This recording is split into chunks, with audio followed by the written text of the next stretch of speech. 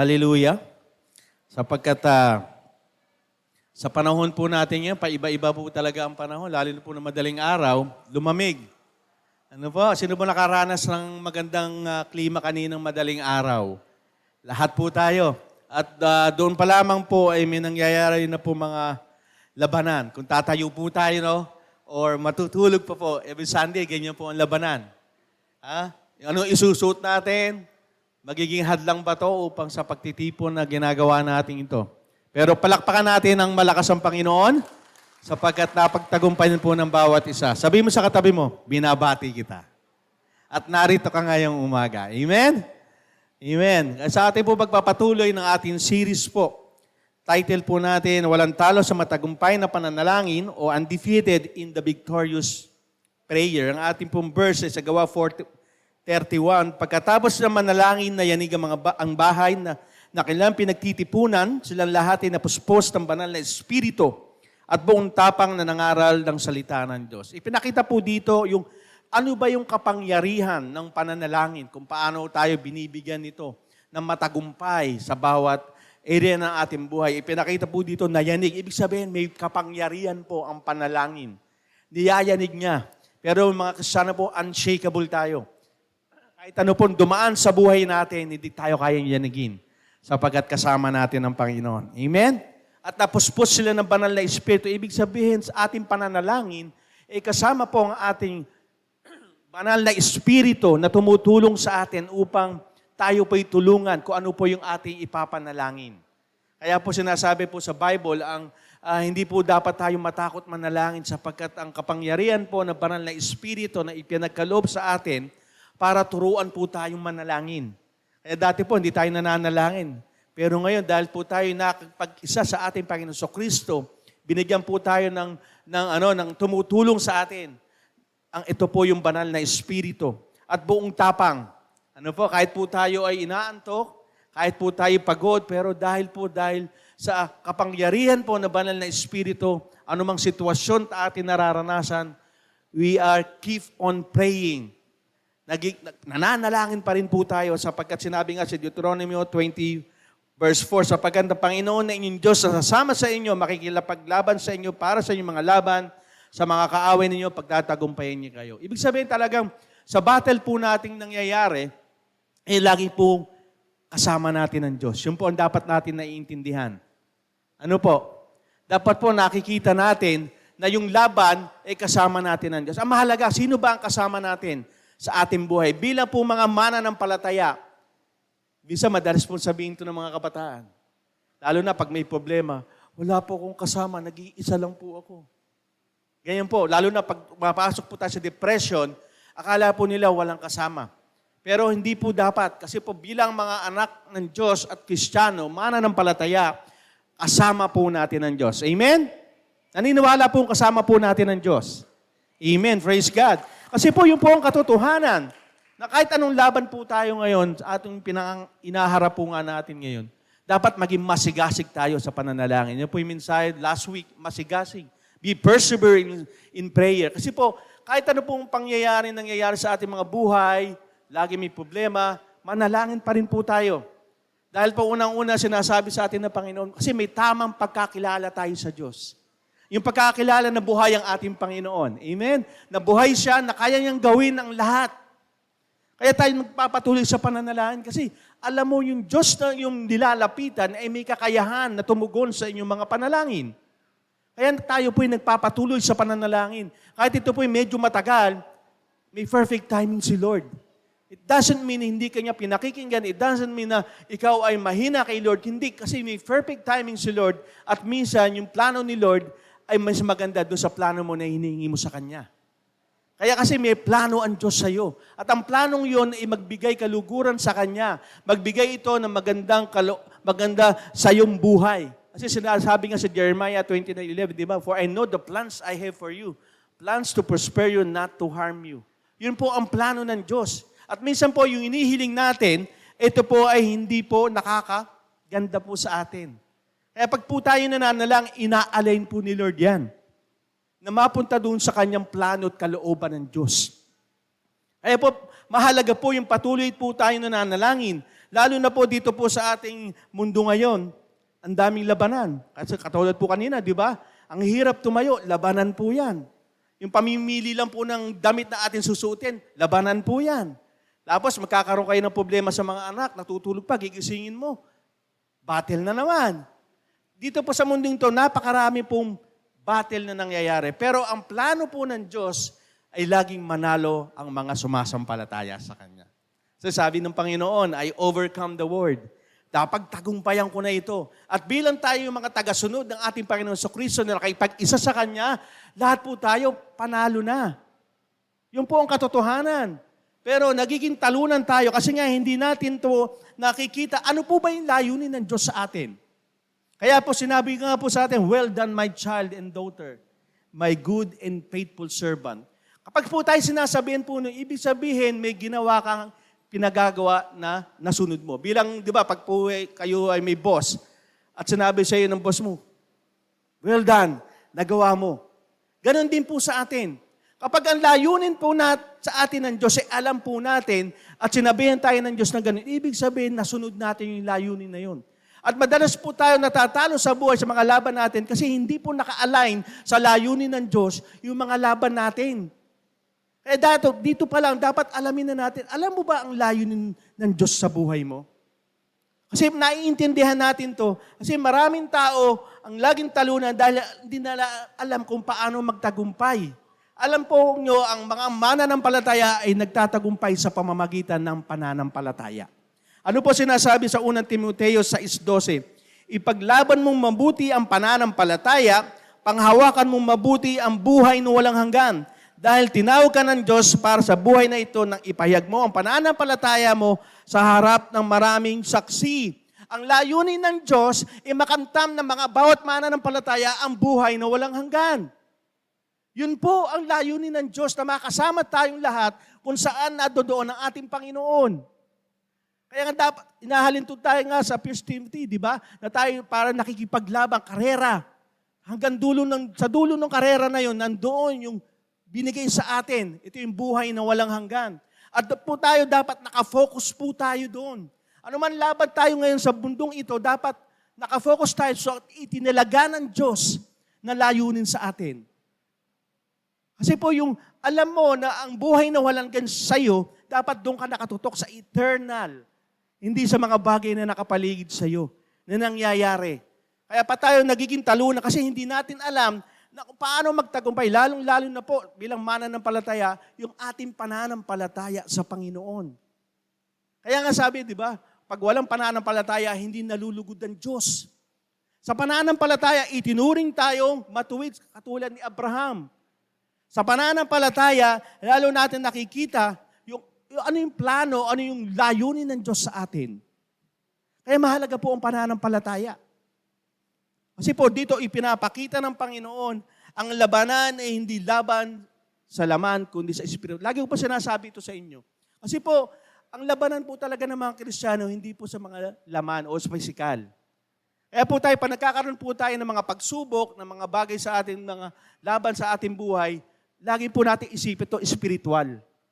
Kasi ginagamit po ng kaaway yung mga bagay na yan para tayo ay lumayo sa Diyos, ilayo niya yung ating isipan sa layunin ng Diyos sa atin, ilayo niya sa plano ng Diyos sa atin, at higit sa lahat, tumaligod tayo sa Diyos. Kaya nga, ang pananalangin po, diyan tayo malakas. Dinadala natin sa spiritual realm kung saan ang kilos ng kapangyarihan ng Diyos ay grabe. Kaya nga, unleashes God's power through prayer. Doon malakas ang Diyos. Doon ipinapakita kung saan ang kapangyarihan ng Diyos ay may pintuan na para lumabas sa spiritual realm. Kaya nga sabi sa Ephesians, di ba, ang labanan natin dito, hindi laman. Kaya pag tayo may kagalit, hindi yan ang taong yan ang may problema, kundi yung espiritu na ginagamit siya. Kaya nilalaban natin to sa pamamagitan ng panalangin. Di ba? Di na dapat kayo ang gumanti, kundi ipinapanalangin natin sila. Parang si David, nung siya ay inaalipusta ni Saul, ni Haring Saul at ng mga kawan. Ang una niyang inisip, gantihan. Pero nang siya'y nanalangin, sabi niya, Panginoon, kayo po ang masunod. Panginoon, ang nais ko ay makapiling kayo, manahan sa inyong tahanan, sa presensya niyo. Binabago ng panalangin ang ating kaisipan, ang ating puso kung saan ayon sa kalooban, ayon doon sa layunin ng Diyos. Kaya sabi ng Panginoon, the vengeance is mine. Ang paghihiganti ay sa akin. Kasi nga, nais ng Diyos na huwag tayong maligaw sa layunin ng Diyos sa atin. Kasi yung mga pagsubok na yan, ginagamit ng kaaway upang hindi natin makita yung kapangyarihan ng Diyos. Paano po ba ma-unleash ang kapangyarihan ng Diyos? Sabi po sa Marcos 9:29, sinagot sila ni Jesus, ang ganong uri ng masasamang espiritu ay mapapalayas lamang sa pamamagitan ng panalangin. Ito ba yung pagkakataon kung saan nananalangin yung mga kanyang alagad? Nagpapalayas po sila ng masamang espiritu. Pero nung nalangin sila, nung pinalalayas na yung masamang espiritu, ay lumayas. Kaya ang sabi dito ni Jesus, ang ganong uri ng masasamang espiritu ay mapapalayas lamang sa pamamagitan ng pananalangin at pag-aayuno. Ganong kalakas ang power prayer. Ganon malakas ang kapangyarihan ng pananalangin. Ganon po, lalo na po sa pag sinasamahan pa po natin ng pag-aayuno. Kaya ipinapakita lang po yung kapangyarihan ng panalangin kapag po tayo nananalangin, kahit anong lakas yan, kayang talunin ng Diyos yan. Naniniwala po kayo?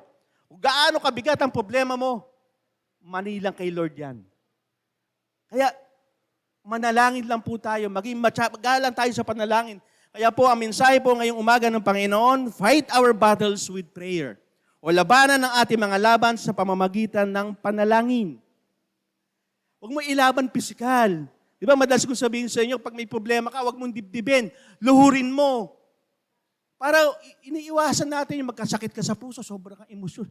Naku, dibdib na dibdib yung problema. Kaya hindi ka na makakain, hindi ka na makatulog, puno ka na anxiety, depression. Eh, sabi ni Lord, daanin mo, luhurin mo sa pamamagitan ng panalangin. Labanan mo yung mga laban mo sa pamamagitan ng panalangin. Diyan ka malakas eh. Kaya nakakita mo ba kayo ng isang eagle? May kuha na ahas? Ang eagle kasi malakas pag nasa taas. Kaya ginagawa niya sa mga kanyang mga prey, sa kanyang mga kakainin, kinukuha niya ng kamayan tsaka ilalagay sa taas. Liliparin niya. Lilipad siya. Kasi ang mga eagle, doon sila malakas sa taas, doon sa ere. Ganon din po dapat tayo. Tayo mga mananampalataya, malakas ang kapangyarihan ng Diyos kapag po tayo'y nananalangin. Kaya hindi mo kailangan makipagsuntukan, makipag-battle na salitaan, hindi. Manalangin ka. Ano man laban ang hinaharap mo ngayon, labanan mo sa pamamagitan ng panalangin. Kasi doon tayo malakas. Mahina tayo sa laman eh. Lalo na pag naging emotional ka na. Di ba? Ang emosyon natin, lalo pag galit ka, nawawala na yung pagiging Kristiyano eh. Kasi galit ka na eh. Di ba? Pag galit ka na, iba na. Kaya ang galit, hindi dapat po yung nangingibabaw, lalong-lalo po sa pagiging Kristiyano. Kasi nawawala na po ang pagiging Kristiyano pag galit ka na. Naranasan ko po yan. Di ba? Nawawala na. Kaya nga po si Moses, nung hindi po nakita yung lupang pangako dahil sa kanyang emosyon, nagalit siya. Sabi kasi ng mga Israelita, papatayin mo kami dito sa uhaw. Sana doon kami sa Ehipto na lang. Nanalangin si Moses, sabi ni Lord, o sige, sabihin mo doon sa bato, lumabas ang tubig. Ang ginawa kasi ni Moses, hinataw ng 3 beses sa galit niya sa mga Israelita. Sabi, mga sawail kayo, dapat pa ba kayo painumin? Nagalit siya, hinataw niya ng 3 beses yung bato, lumabas ang tubig. Pero ang sabi ng Panginoon, tinanggal mo ang kabanalan ko sa ginawa mo. Kapag tayo nagagalit, ano na po nawawala? Kabanalan ng Diyos. Kaya dapat pag po tayo ay nakakita mo magagalit ka na, post ka na, manalangin ka na. Kasi ginagamit po ng kaaway yan. Lalo na pag sinasabi natin, tama naman ako, mali siya. Di ba? Eh si Lord, ganun din, lagi siyang tama. Bakit ganun tayo nagiging rebelde sa Panginoon? Hindi na pinag-uusapan doon eh.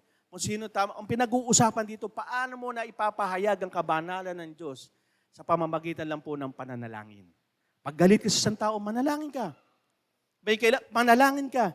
Ilaban mo yung laban mo sa pamamagitan ng pananalangin. Fight your battles through prayer and win your battles through faith in God. Dahil sa pananampalataya mo, ilaban mo ito.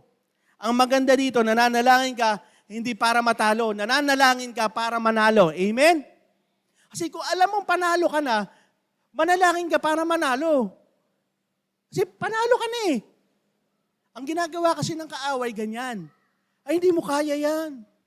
Lalo na, dami mo namang naging problema di ba? Mahina ka eh. Yung nakaraan mo, di ba? Masama yung nakaraan mo. Hindi ka pakikinggan ni Lord. Kaya ba't naiintindihan po natin? Ang kaaway, lagi tayong dinadown, wala ka ng pag-asa. Hindi po yun. Ang panalangin ay nagbibigay sa atin ng kapayapaan. Di po na dito nananalangin, na punong-puno ka ng problema, pero nung ikay nanalangin, parang gumaang. Di po ba? Kasi nagbibigay po ito ng kapayapaan. Sabi nga po sa Exodus 14:14, the Lord will fight for you and you have only to be silent, to be calm, to have peace. Yun ang gusto ng Panginoon. Gusto ka niyang manalangin. Kasi pag tayo may problema na, wala na. Aligagana tayo, di po ba? Hindi na tayo ganyan na tayo. Halos hindi ka na mapakali. Matutulog ka, nakapikit ka, pero gising ka. Punong-puno ka ng alalahanin. Kaya sabi ni Lord, wag. Kasi ang alalahanin hindi nagpapahaba ng buhay ng tao. Ang alalahanin ay dapat hindi natin pinai-stay sa ating buhay. Kasi nga, sabi niya, the Lord will fight for you at bibigyan ka niya ng kapayapaan. Kaya laging gusto ng Diyos manalangin. Kaya bakit? Pag nananalangin tayo, dumidepende tayo sa Diyos at sinasabi natin, Lord, hindi ko kaya. Ikaw lang ang may kaya. Ano ang battle na meron ka, ano man laban na meron ka, Lord, hindi ko kaya. Huwag mong pagpilitan. Kasi tayo nahilig tayo magpilitan, Lord, kaya ko to. Hanggang sa huli, lalapit pa rin pala tayo sa Diyos. Unahin na natin si Lord. Huwag na natin ihuli yung option. Di po ba? Unahin mo na para yung kapayapaan makuha na agad natin. Kasi yan ang problema sa tao.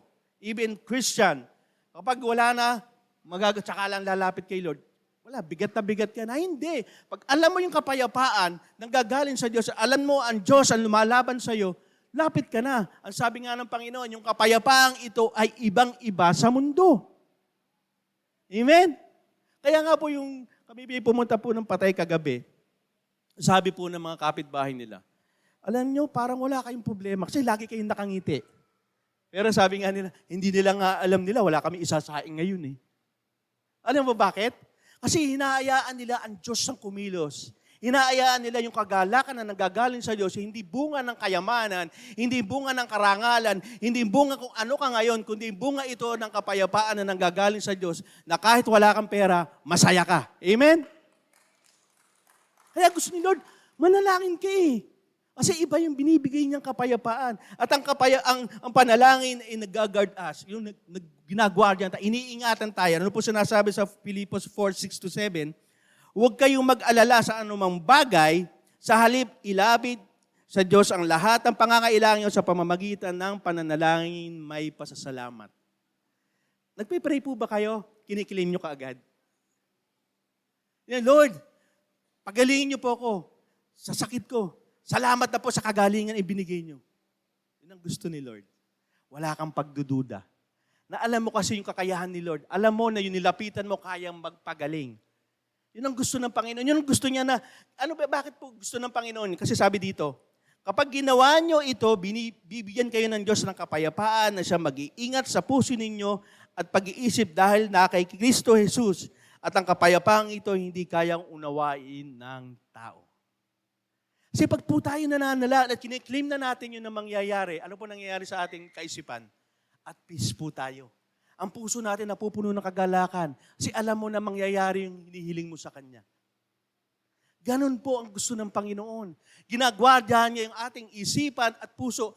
Alam niyo po ba bakit po ginagwardyahan niya ng ating Panginoon? Kasi diyan po tayo madalas tinitira ng kaaway. Pag dumating na yung bill, sabi sa commerce, paano ang Meralco? Sa buwan pong ito, tataas po ang kuryente. Patay na. Ang iba, mga misis, ganyan na. Naku, ano pa naman? Bayaran ng tuition, bayaran ng ganito, tataas pa yan. Hindi po mapahawak yung bill, puno ka ng alalahanin na. Di ba yan ang kaaway? Siksik sa puso mo na. Na, kakausapin naman ng asawa yung lalaki. Sweldo ba? Nag-overtime ka ba? Kaya ba natin punuan yung pagtaas na naman ng kuryente, ng tubig, etc., etc.? Diyan tayo dinadali ng kaaway, yung puso't isipan natin. Kaya pag tayo po'y nananalangin, pinupuno po ng Panginoon ng ating puso, ng ating isipan, ng pangako niya, pinupuno ito ng isang pag-iingat ng kapayapaan na calm ka lang, steady ka lang. Ganun lagi si Lord. Ako ang kikilos.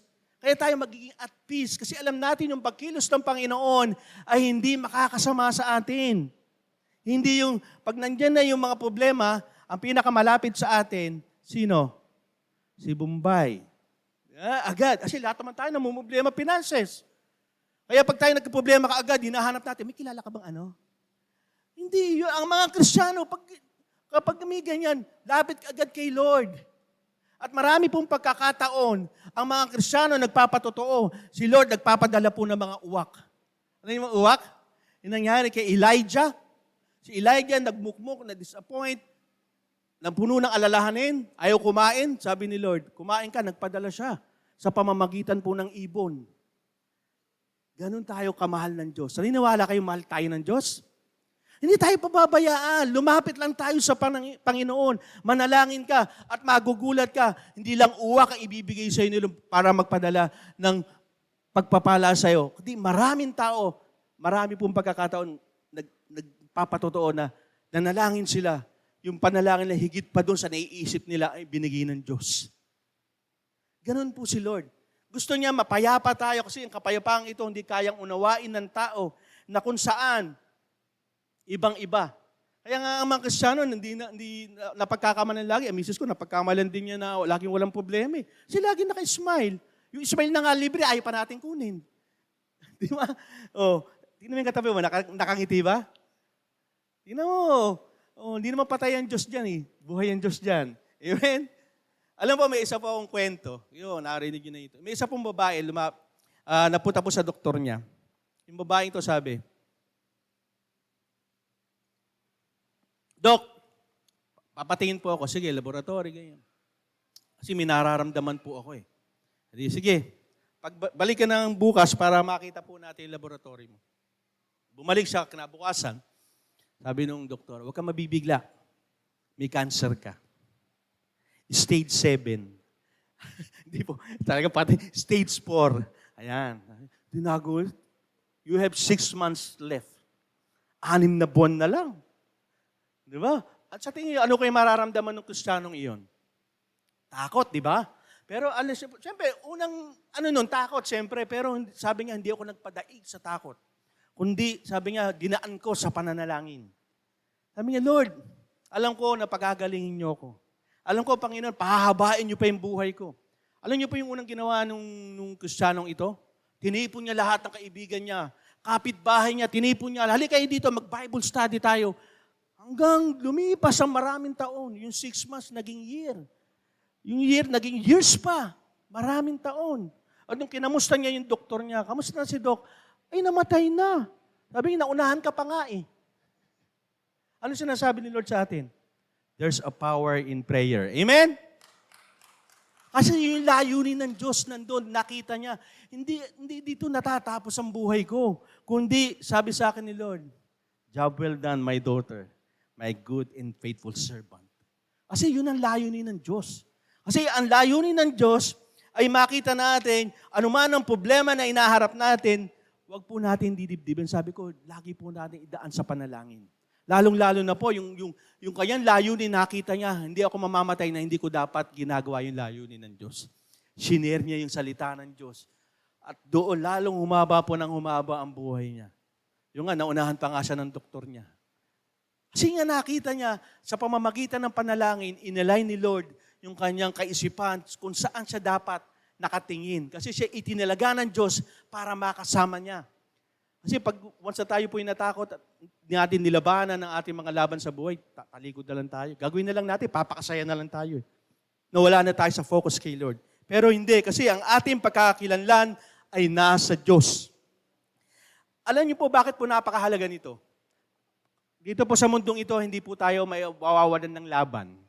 Dito pa nga lang, nakaupo ka, inaantok ka na eh. May laban ka na. Pakikinig ba ako kay pastor? Di ba yung mga ganon? Kakaantok eh. Sarap pa naman dito, malamig ang panahon. No? Tsaka nakatutok sa akin ng fan. Labanan na yun. Di ba? Nagugutom na ako. Anong oras na, pastor? Bawat buhay po natin dito, maliit niya, malaki, may labanan. Pero pag alam mo yung identity mo, ang ating pagkakakilanlan ay nasa Diyos, kaya po nating labanan anumang battle sa ating buhay. Ano po sinasabi po dito sa Santiago 5:17-18? Katulad ni Propeta Elias, tao rin siya tulad natin. Mataimtim siyang nananalangin na huwag umulan at hindi nga umulan ng 3 taon. At nang nanalangin siya, para umulan, bumuhos ang ulan at namunga ang mga pananim. Ano po ba sinasabi dito ni Santiago? Si Elias ay katulad din po natin. Tao rin. Ba't siya sinasagot ni Lord sa panalangin? Siya po ay may pananampalataya at nakipag-isa sa ating Diyos. Sino po dito yung nakipag-isa sa ating Panginoon? Taas ang kamay. Yung iba po, hindi po nakipag-isa. Taas po natin, talagang tinatangkilik mo ang Diyos, nakipag-isa ko. Amen, praise God. Bakit po? Iyan po ang dahilan kung bakit sinasagot ng Panginoon ang panalangin ni Elias. Tao rin po siya, tao rin siya. Kaya pare-parehas din po tayo. Ni Elias, ang maganda lang po dito, katulad din natin siya nakipag-isa sa Diyos. Yung identity niya nasa Panginoon, hindi sa paligid niya. Ay, si Elias, wala yan. Galing yan sa mababang uri ng pamilya. Naku, wala yan ipagmamalaki. Hindi niya kinukuha yung kanyang pagkakilanlan sa mga bagay sa nakaraan. Ay, nakaraan, ang daming ginawang kasalanan yan. Hindi hindi. Kundi ang kanyang pagkakilanlan ay doon sa ating Panginoong Sus. Ang kanyang identity ay kinukuha niya doon sa Diyos. Ang identity niya ay panalo siya. Ang identity niya na kukunin ng panalangin ng Panginoon sa katuparan. Kaya dapat naintindihan po natin sa mga laban natin kinaharap, alam mo yung identity mo. Huwag mong tignan yung nakaraan. Siguro hindi bibigay sa akin ni Lord to kasi dati akong masama eh. Dati akong makasalanan. Sino po ba dito hindi makasalanan? Nakipag-isa tayo sa Panginoon, kaya yan ang naging dahilan kung bakit sinasagot ang ating panalangin. Si Elias, nanalangin siya, sabi ni Lord, kay Lord, Lord, wag mong paulanin, 3.5 years, hindi umulan. Yung pangalawa ng panalangin, ba't umulan? Ang tagal din, 3 balik yung kanyang tauhan. Pero sa pangatlong balik, pinakinggan ng Panginoon. Alam niyo po ba bakit pinakinggan? Dahil sa pakikipag-isa niya sa ating Diyos. Ganon din po tayo. Ang ating identity, hindi dyan sa sinasabi ng kapwa mo. Ang identity mo, kung ano ang sinasabi ng pananampalataya mo. Amen? Ano ba ang sinasabi bilang identity mo? Dahil ikaw ay anak ng Diyos at makakatawag sa Kanya ng Ama. Ano ba sinasabi dito sa Galatians 4:6? At dahil mga anak na tayo ngayon ng Diyos, isinugo ng Diyos ang Espiritu na Kanyang anak sa ating puso. Kaya makakatawag na tayo sa Kanya ng Ama. Kasi hindi po lahat na tumatawag sa Kanya ng Ama, pinagbubuksan niya para papasukin yung anak, pasok ka hindi. Kung sino lang po yung sumasampalataya sa Kanyang anak. Kaya nga sabi, sa puso. Hindi ba naalala nung kayo pinatanggap, pumasok po kayo sa aking puso. Di ba? Bilang Panginoon na tagapagligtas. Kaya po tayo, pag tayo tinitignan ng Diyos Ama, hindi ikaw tinitignan, ikaw ang pangalan mo, ganyan. Ikaw ang pangalan mo, hindi. Kung sino yung nasa puso mo, ang banal na Espiritu nasa iyo, doon ka tinitignan ni Lord. Kaya yung nakaraan mo, wala kay Lord yan. Ang tinitignan niya, si Jesus na idinamit mo, yung tagumpay na idinamit mo, yun ang mahalaga sa Panginoon, sa Diyos Ama. Kaya nasa puso eh. Kaya nga po, ang templo, hindi na itong building, kundi tayo na. Kaya mahalaga yung identity natin, hindi sa kakayahan mo, hindi doon sa narating mo o bagay na meron ka, kundi ang identity mo, yung ating Panginoon so Kristo na isinuot mo na parang damit. Sino po nagsuot dito na parang damit kay Jesus? Di ba kaya nga nakikita tayo mga Kristiyano eh. Ba't ganyan ang mukha mo ang aliwalas? Ano? Nag-glow, hindi ka man nag-gluta tayon. Hindi ka naman nag-gluta. Pero parang ang aliwalas ng mukha mo, pag nakikita ka, laging masaya. Ano, parang at peace ka lagi. Kaya po yung aming pinuntahan na lamay po kagabi, kung makikita niyo lang po si nanay, 87 years old, pero pag nakita mo, parang ang bata pa. Totoo po. At peace siya, para siyang natutulog lang. Ganun po ang bigay ng kapayapaan ng Panginoon. Dahil tayo po, yung identity natin, yung anak tayo ng Diyos, iba yun. Kasi ipinapakita nito yung bunga ng ating pananampalataya sa Panginoon. Kamusta yung bunga ng pananampalataya mo?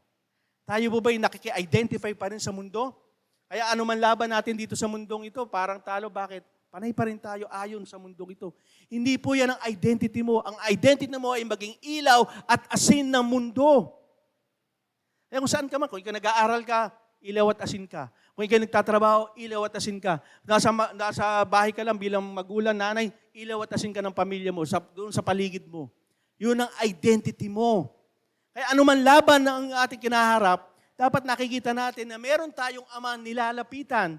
Yung ama nilalapitan natin ay tunay na maaasahan. Hindi katulad ng mundong ito, no? May ibang tatay, ganun eh. Tay, pengen ganito. Huwag kang lumapit dito. Mapatokan kita. May ganun tatay, di ba? Pero ang tatay natin sa Diyos Ama, hindi. Kaya natin lapitan, Father, sige, bibigay ko sa iyo yan. In perfect timing. Halika rito, mapapagod ka, bibigyan ka ng kapahingahan. Ganon si Lord. Ibang-iba ang tatay dito. Diba ang tatay natin dito, minsan, bubulyawan ka pa eh. Ano ka ba? Pagod ako eh. Lumayo-layo kasi sapain kita. Pero ibang-iba ang Diyos Ama. Kaya nga, ang napakapalad natin, pag ang identity natin, nakikita natin bilang anak tayo, hindi tayo mahihiyang lumapit sa Kanya. Sa pamamagitan ng panalangin. Kahit anong laban yan, okay lang, lapit ka lang sa ating Father. Tatay kiti. At tatay ko mabuti at hindi iniisip ang masama para sa akin. Ang sinabi nga, kung ang tatay nyo, na dito sa mundong to, nung humingi kayo ng tinapay, ay bibigyan kayo ng ahas. Hindi, di ba? Lalo pa kaya ako na Diyos sa Ama ninyo na mabuti, na laging iniisip, hindi lang mabuti yung pinaka-the best, ibibigay ko pa sa'yo. Ganon ang tatay mo, dahil anak ka niya. Amen? Sino dito anak ng Diyos? Amen. Kaya ano man laban mo, ay identity ko, anak ako ng Diyos. Iba ako. Hindi dahil sa mayabang ka, dahil meron kang pananampalataya nang galing sa pakikipag-isa mo sa ating Panginoon Kristo. Sabi nga dito, sa araw na iyon, hindi nyo na kailangan humingi sa akin ng kahit ano. Sinasabi ko sa inyo ang totoo. Ano man hingin nyo sa Ama, sa aking pangalan, ibibigay ko sa inyo. Sabi sa 1:16-23. Kaya nga tayo nananalangin, in Jesus' name we pray. Di ba napapansin nyo sa bandang huli lagi ng ating panalangin? Sa pangalan ni Jesus. Kasi yung ating Panginoong Jesus, nakipag-isa tayo, kaya sa ating pakikipag-isa sa Kanya, sa pamamagitan ng ating Panginoong Kristo, nakatawid tayo sa Diyos Ama. Kaya nga tayo hindi tinitignan kung sino ka eh. Tinitignan si Jesus na meron ka sa buhay mo. Kaya nga, hindi nakaraan, hindi yung kakayahan mo, hindi yung ability mo, hindi yung strength mo. It's all about Jesus Christ in you. Amen? Yun ang mahalaga. Kaya pag alam mo yung identity mo, alam mo na ikaw ay anak ng Diyos at ang pananampalataya ang nagbibigay sa iyo ng tagumpay. Sabi nga sa Santiago 5:15, ang panalangin may pananampalataya ay nakapagpapagaling ng may sakit. Ibabangon siya ng Panginoon at patatawarin kung nagkasala siya. Kaya nga sabi ng Panginoon, di ba? Hindi ako malulugod sa mga taong walang pananampalataya. Because of faith we are being righteous, naging matuwid, hindi dahil sa galing mo. You have been saved by grace of God. Pinapakita lang dahil sa pananampalataya. Kaya yung ating pananampalataya, yan dapat ang ating pinagbubutihan na maging malusog, maging masigla. Kaya anuman laban dito, kasi ang faith pa rin natin ang nagsasabi sa atin na manalangin ka. Kasi kung wala kang pananampalataya, ba't ka mananalangin? Tama? Ba't ako magpe-pray? Hindi ko naman pinaniniwalaan yung kasi wala kang faith. At dito nakikita natin na dahil sa pananampalataya natin, lalo lumalabas yung identity natin. Yung pagkakilala natin na inasa Diyos, hindi sa sarili natin. Madalas, mababasa niyo po sa salita ng Diyos, di ba? Sabi doon sa 12 years ng dinudugo, mahawakan ko lamang yung laylayan ng iyong damit, Panginoong Jesus, gagaling na ako. Nung hinawakan niya, gumaling siya. Ang sabi ng Panginoon, pinagaling ka ng iyong pananampalataya. Amen? Kasi yung faith na yan, lumalabas na tayo mananalangin sa Panginoon. Yung faith na yan, nagpapakita na identity ko ay nasa Diyos sa aking pananampalataya sa ating Panginoong Kristo, ng aking pinanaligan, ng aking pananampalatayaan, at hindi mga bagay na kung sino ako ngayon. Daig pa natin mga presidente. Kung presidente walang Diyos, daig mo siya. Totoo po yun. Bakit? Ang tatay ko ay makapangyarihan lahat. Di ba? Ang tatay ko ay Diyos na mga Diyos. Ang tatay ko ay makapangyarihan sa lahat. Sino ba ngayon? Daig mo talaga. Minsan, kinahihiya natin eh. Ang pagiging Kristiyano natin, nakakalungkot, kinahihiya natin. Yun ang nakakalungkot. Ano ka, born again Christian? Nakita mo ba? Hindi. Hindi na lang. Yun ang kinalulungkot ng ating Diyos. Kay Moses, ganyan nangyari. Dapat yung karangalan ng Panginoon, lagi natin taglay. Minsan ngayon, nagkasala ang mga Israelita. Sabi ng mga, sige, napunta sila sa Moabita, nakapag-asawa sila. Nag-asawa sila, pinatulan nila. Merong isa. Sabi, nagalit ang Panginoon. Binigyan sila ng salot, ng sakit, namatay, 24,000. Pero may isang tao, nakalimutan yung pangalan, nagalit siya, may nakita siyang dalawa, hindi maganda ginagawa, pinatay niya, sinibat niya. Patay. Ano sabi ni Lord? Dahil sa ginawa mong niya, yung anak ni Eli, anak ni Elizar, pinatay niya, pari siya. Sabi, sa ginawa mong yan, pagpapalain kita. Yung angkan ay magiging pari dito sa Israelita. Ano mo pinakikita doon? Dahil ipinagtanggol niya yung karangalan ng Diyos. Hindi ko sabihin pumatay kayo ng tao. Kundi dapat sa pananampalataya natin, dapat yun ikinararangal, ipinagmamalaki. Dapat yun dinidevelop na makita sa atin. Kasi yung pananampalatayang yan, nagpapakita ng identity natin. Yung identity mo yan, ang nagpapakita na kaya mong talunin anumang battle sa buhay mo sa pamamagitan ng pananalangin mo sa ating Panginoon. Amen? Hindi dapat na yung mga bagay na mahalaga, kinakalimutan natin yung identity. Pangalawa, lumaban para sa pinakamataas na kabutihan. Fight in the highest good. Ano po ba sinasabi dito? Hindi madalas po tayo nananalangin na ang nangyayari para sa kabutihan mo ba? Yung mapapapurihan ng pangalan ng Diyos. Madalas tayo nananalangin dahil gusto mo. Tama? Lord, bigyan mo ako ng kotse. Para hindi naman ako mainitan pag lumalabas ako. Para pag hindi na ako magkukommute. Nakainino patungkol lagi? Sa atin, di ba?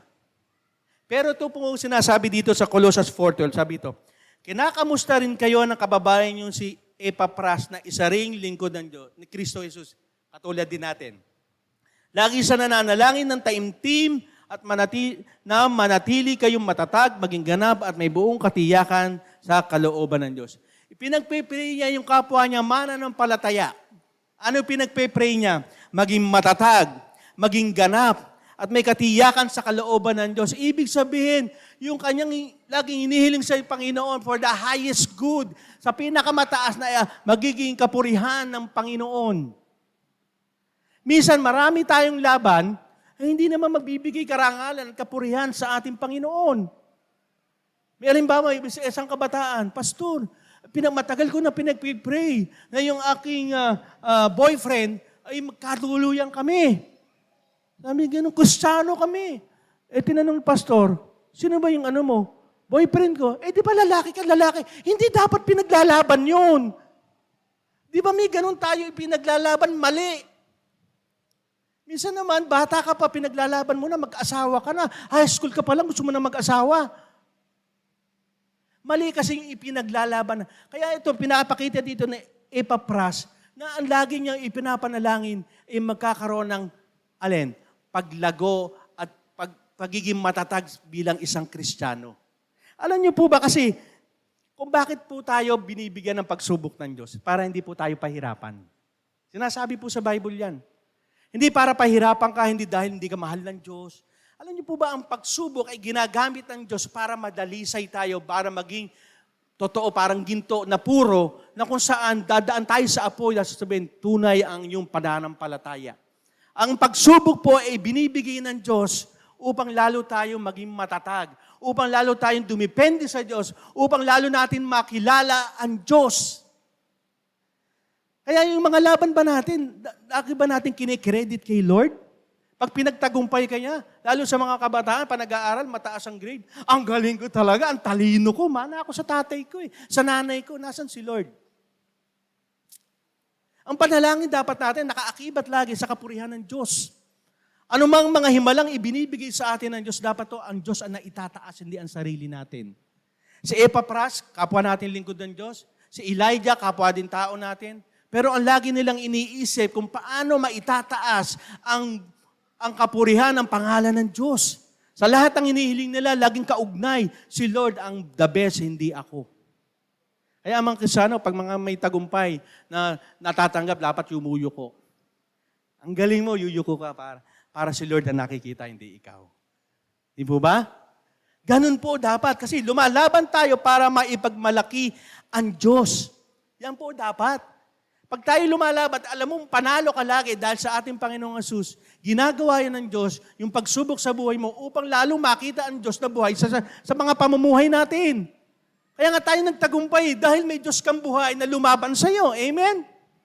Kaya nga ito po sinasabi sa Jeremiah 9:23-24, hindi dapat ipagmalaki ng marunong ang karunungan niya, o ng malakas ang kalakasan niya, o ng mayaman ang kayamanan niya.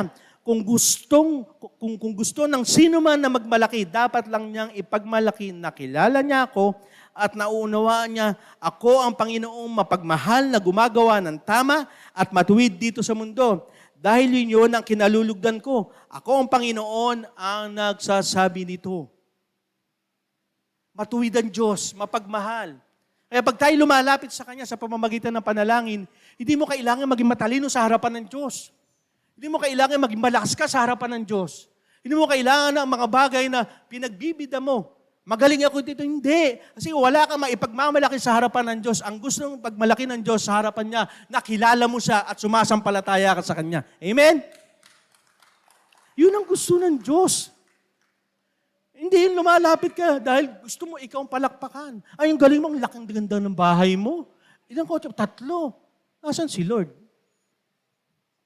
Kasi isang pitik lang, pwedeng kunin ni Lord yan. Kasi yun ang, kami po, na-share ko lang sa NBB. Naiyak siya. Sabi niya kasi wala po siyang pinag-aralan. Naamin niya po yun. At minsan, siyempre, pag may kahalubilo ka na may pinag-aralan, may pagkamayabang, di ba? Kaya napapaano siya. Pero nung nabasa niya to, sabi niya, doon ko lalong napatunayan na ang Diyos ay hindi nagtatangi. Ang Diyos ay mabuti, tapat at matuwid. Punong-puno ng pag-ibig. Sabi niya, nung binasa niya to, hindi ko pala kailangan na maging matalino. Hindi ko po sinasabi sa kabataan, okay, mag-aral lang, hindi po yon. Pero sinasabi lang sa atin ng Diyos dito, ipagmalaki mo kung may Diyos ka sa buhay mo. Amen? Share the gospel. Share mo yung patotoo mo. Hindi mo kailangan maging pastor, hindi mo kailangan maging leader. Kailangan mo na may Diyos ka sa buhay mo. Sa laban mo, ipapakilala mo na buhay ang Diyos sa laban mo. Amen? Yun ang dapat ipinagmamalaki natin. Na malaman natin yung kakayahan at katangian ng Diyos na kumilos talaga sa laban natin. Kasi marami pong laban po tayo ngayon na nangangailangan din na habang pasensya. Di ba? Lord, ang haba na for 20 years. Meron nga nananalangin dito, Kristyano. 20 years na, Magpe-pray niya yung tatay niya na mabago, 21 years, saka pinakinggan. Hindi sa tumigil. Kasi nga, alam niya na yung kanyang kakayahan ay hindi kakayahan ng Diyos. Ang Diyos pa rin na magpapabago. Ipinapakita lang ng Diyos sa atin. Ipagmalaki mo pa rin ako kahit hindi ko ibinibigay sa'yo yung kahilingan mo. Amen? Nakakatuwa po nung kagabi nga po, pinag-uusapan po namin, ang mensahe po ng Panginoon doon, na yung buhay po ng tao pag namatay, hindi na the end of the story, kundi start pala ng story. Kasi kung alam mo na ang laban mo dito, eh, hindi naman magtatagal. Sabi nga, di ba sa 2 Corinthians, hindi magtatagal yan, hindi mag-i-stay yan. Yung problema mo, pagsubok mo, anumang mga kailangan mo sa buhay. Pero ang mananatili magpakailanman ang katapatan ng Diyos sa iyo. Amen? Yung kanyang pangako, hindi napapako. Magkakatotoo yan. Kaya nga di ba si Abraham, si Moses, nung hindi niya nila makikita yung lupang pangako, hindi naman natigil din yung pangako ng Diyos, kundi hindi lang yan na nakita, pero nagpatuloy kay Josue. Ganun po yun. Hindi porkit ngayon hindi mo nararanasan yung blessing ni Lord o hinihingi mo, baka sa anak mo maranasan. Di ba? Si David, si Solomon nagpatayo, hindi si David. Pero hindi, it doesn't mean na hindi naging tapat ang pangako sa iyo ng Diyos. Kung hindi po pa nararanasan yan, it doesn't mean na hindi mangyayari. Mangyayari yan, baka weeks, year, months, hindi nating alam. Pero ang mahalaga, mabuti ang matuwid na binibigyan mo ng panalangin. Amen? Maipagmamalaki mo siya at sa huli po, lumalaban para malaman ang kalooban ng Diyos. Kasi nga, ito nga po sinasabi ko Tayo itinalaga ng Diyos para sa Kanya. We are sanctified para sa Kanya. Kaya nga, pag po tayo lumalaban, hindi ka lumalaban para itaas mo ang sarili mo at marami akong tagumpay na natamo. Hindi yon. Kasi itinalaga ka ng Diyos para sa Kanya na nagbibigay ng tagumpay at pinagtagumpayan niya anuman laban dito sa mundong ito. At tayo nakafocus doon sa ano tayo dadalin talaga ng Panginoon. Makasama niya. Kaya kung ikay naghihirap dito, pero yung mata mo yung nakatutok doon sa itinalaga ng Diyos na buhay na walang hanggan, wala value sa yung paghihirap dito. Bakit? At the end of the day, doon ka pa rin sa lugar na kung saan itinalaga ka ng Diyos. Tama po ba? Kaya anong bigat na nararanasan mo ngayon? Anong problema ngayon? Tumutok ka kasi tayo itinalaga ng Diyos. Ako'y binigyan ng buhay na walang hanggan. Binigyan ako ni Lord ng kapayapaan. Ano mang bigat ng problema ko ngayon, okay lang. Bakit? Doon ako nakatingin sa ating Panginoon ng pundasyon ng aking pananampalataya. Kaya ano mang problema natin ngayon? Hindi ko sinasabi ko sa iyo na, Pastor, kasi ikaw nakakaranas. Hindi po. Lahat po tayo nakaranas. Sabi po yan sa Corinthian. Lahat po nakakaranas ng pagsubok. Lahat ng pagsubok naranasan ng maraming tao yan. Pero isa lang may sasabi ko po sa inyo.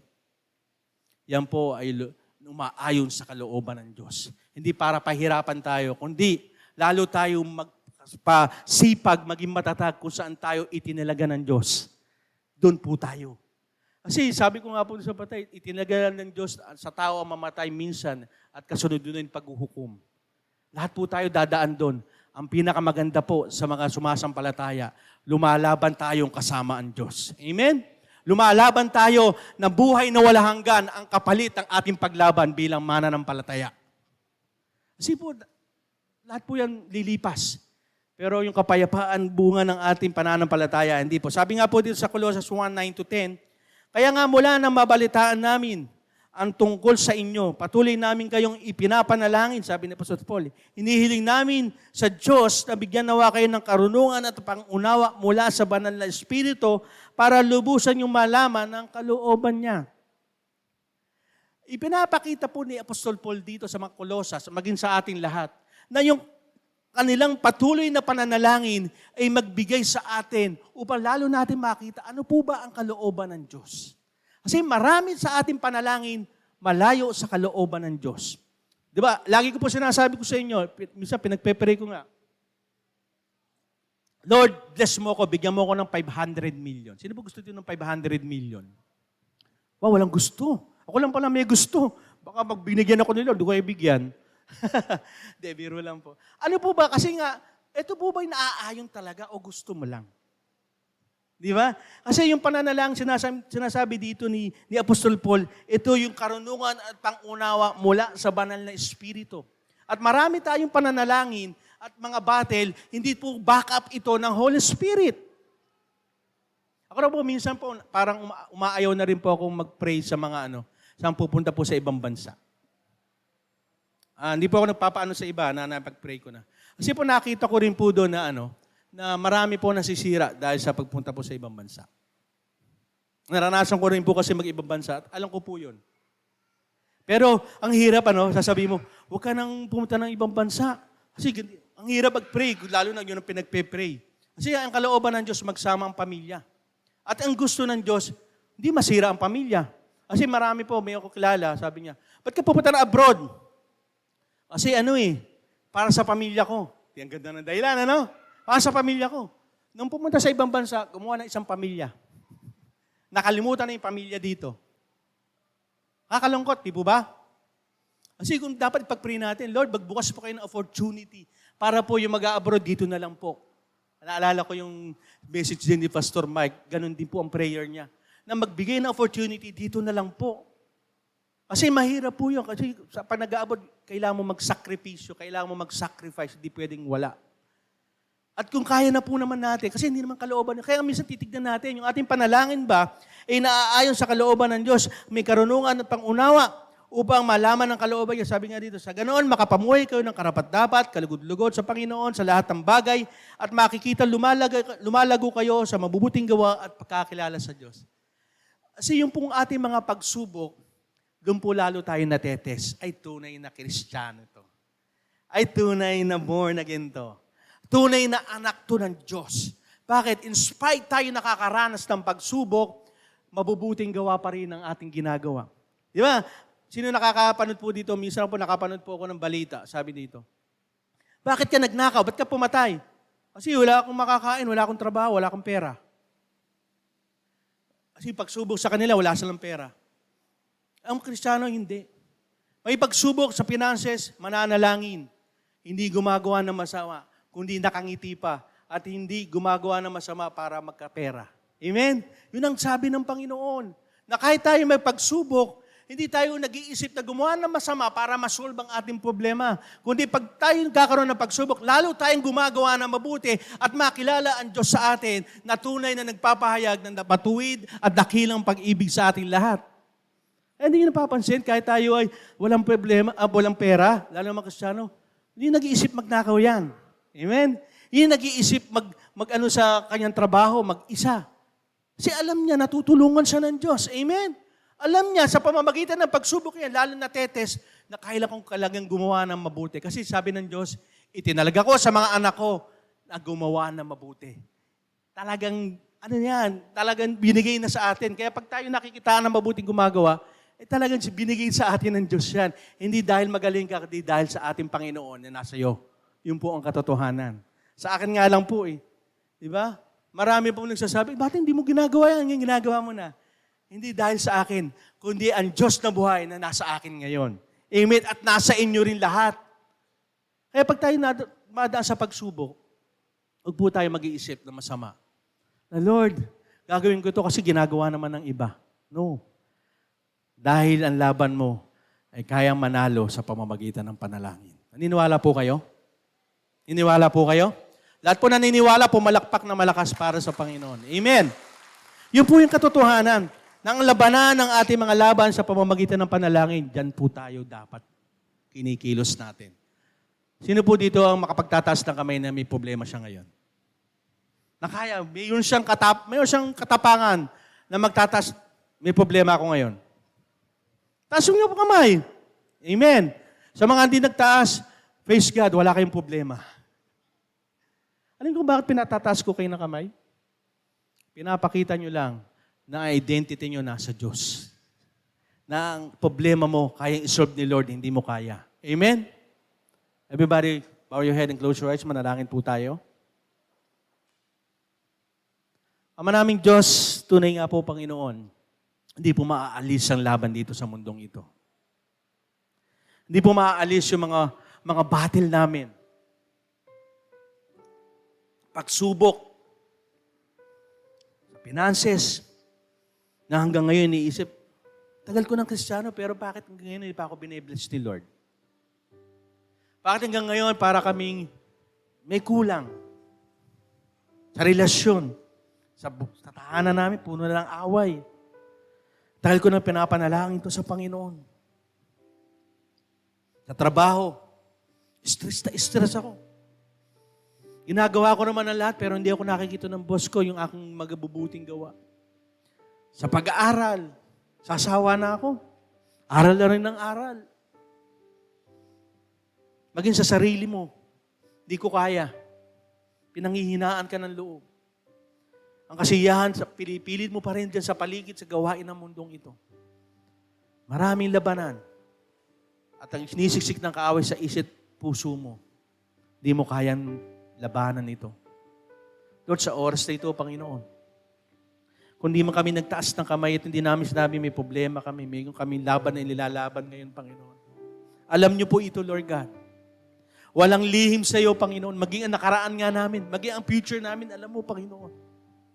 At kaya sa oras na ito, Panginoon, lumalapit kami bilang anak mo, Panginoon. At kayo ang tatay namin.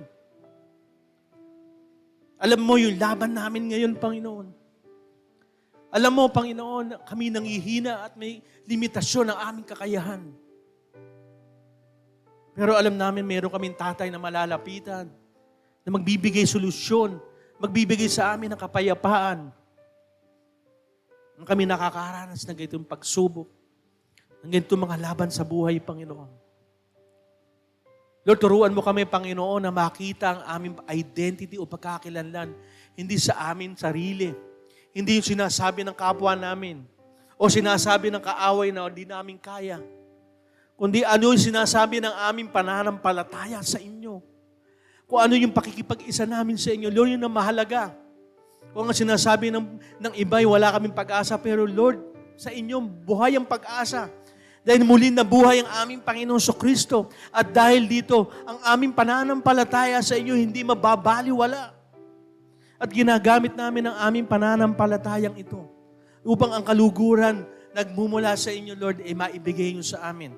At sinabi nyo rin, sa pamamagitan ng aming pakikipag-isa sa aming Panginoong Jesus, anuman ang hilingin namin sa iyo, ipagkakaloob mo. Lord, it's not about us, Lord God. Hindi yung problema namin, Panginoon, kundi ang kakayahan na kaya niyong gawin kung kami nananalangin sa inyo. Kaya sa oras na ito, Lord God, idinadalangin namin, everybody, sabihin mo sa Panginoon ang lahat ng ipinapanalangin mula matagal na hanggang sa ngayon. Magtiwala ka sa Panginoon. Ibukas mo yung mga labi. Sabihin mo sa Panginoon, Lord, ito yung panalangin ko matagal na. Lord, ito yung panalangin ko ngayon. It doesn't mean kung matagal o ngayon pa lang yan. Ang mahalaga, ang Diyos natutupad sa iyong panalangin. Ang mahalaga, na ngayon pa lamang, nagpapasalamat ka na sa tagumpayan na ibibigay sa iyo ng Diyos sa panalangin mong yan. Walang limitasyon ng kapangyarihan ng Diyos. Walang imposible sa Kanya. Sa mga taong sumasampalataya at nagtitiwala. Kaya sa oras na ito, gamitin mo yung pinakamalakas mong kapangyarihan. Ang iyong pananampalataya. Gamitin mo ang susi upang i-release ang kapangyarihan ng Diyos, ang pananalangin. Kaya sa oras ito, lumuhod ka sa Panginoon. Ilapit mo sa Panginoon, Lord, lumalapit ako sa inyo, nagpapakumbaba. Wala po akong laban na kayang pagtagumpayan. Pagtagumpayin, Panginoon. Maliban lamang, Panginoon, ito'y dadaanin ko sa pananalangin. Ito po ang ginagawa ko ngayon, Panginoon. Tanggapin niyo po ito bilang isang mabangong samyo sa iyong harapan. Hindi ang akin nakaraan, hindi ang aking lakas, kakayahan o yaman, kundi Lord, sa pagkakilala ko sa inyo, yung Diyos kayo sa buhay ko. Yun po ang aking ipinagmamalaki sa iyong harapan, Panginoon. Lord, salamat po sa pagtugon niyo po sa aming mga panalangin. Walang imposible sa inyo. Maliit man ito, malaki man ito, walang imposible sa inyo. Ang iyong kapangyarihan ay hindi tumutugon sa malaki o maliit, kundi Lord, sa taong sumasampalataya at buong puso nagtitiwala sa inyo. Ay Lord, salamat po, Panginoon. Nagpapasalamat na kami, Panginoon. Nagagalak na kami sapagkat alam namin, ipinagkaloob nyo na ang aming panalangin ngayon because of our faith in Jesus Christ, die on the cross sa aming lahat, Panginoon. Lord, salamat po. Magiging mapupuno kami ng kagalakan, ng kasiyahan, sapagkat itinugon mo na ang aming panalangin, Panginoon. We thank you so much, Lord. We glorify and we honor your name. In Jesus' name we pray. Amen. Palakpakan natin ang Panginoon. Amen. Praise God.